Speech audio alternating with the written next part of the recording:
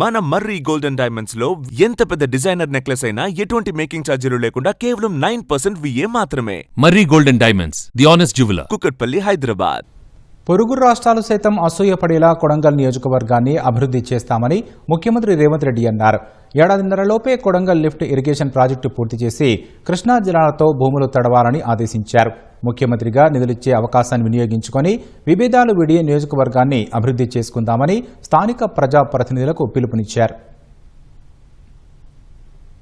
కొడంగల్ నియోజకవర్గంలో పర్యటించిన సీఎం రేవంత్ రెడ్డి పలు అభివృద్ది పనులకు శ్రీకారం చుట్టారు. కొడంగల్లో 110 కోట్ల రూపాయలతో శ్రీ వెంకటేశ్వర స్వామి ఆలయ పునర్నిర్మాణ పనులకు భూమి పూజ చేశారు.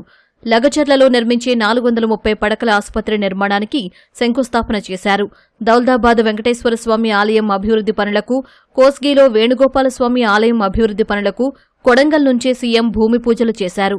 వెంకటేశ్వర స్వామి ఆలయ పునర్నిర్మాణ భూమి పూజలో మంత్రులు దామోదర రాజనరసింహ, వాకిటి శ్రీహరి పాల్గొన్నారు.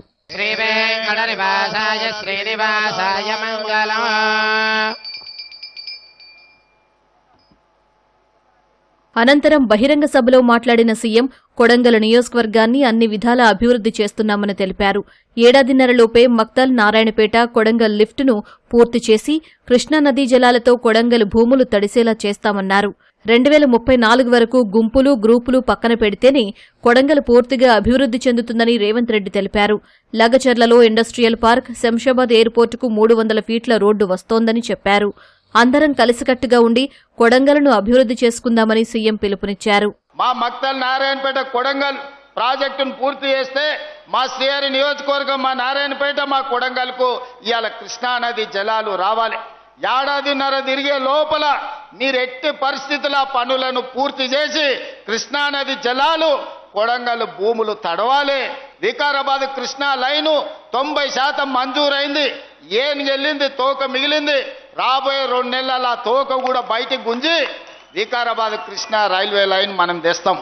ఇవాళ రోడ్డు అయినా 2027 డిసెంబర్ లోపల పూర్తి కావాలి.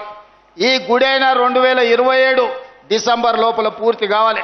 విద్యాశాఖకు సంబంధించిన అన్ని స్కూల్స్ వచ్చే అకాడమిక్ ఇయర్ వరకే కంప్లీట్ చేయాలి.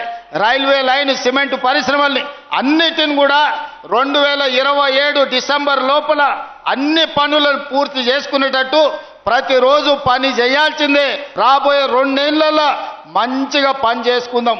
కొడంగల్ అంటే అద్దంలో ఉంది, బంగారు తునకలేక అభివృద్ధి అయిందని పేదోళ్ళందరూ ఈ కర్ణాటక రాష్ట్రం వాళ్ళు కూడా ఇక్కడికెళ్ళి పోయేటప్పుడు చూసుకొని అబ్బా కొడంగల్ లాగా ఉండాలని అనుకునేటట్టు మనం అభివృద్ధి చేసుకుందాం. అభివృద్ది కోసం మండలానికి ఒక కమిటీ చొప్పున వేసుకోవాలని రేవంత్ రెడ్డి సూచించారు. కమిటీలు గ్రామాల్లో పర్యటించి సమస్యలు తెలుసుకోవాలని దిశానిర్దేశం చేశారు.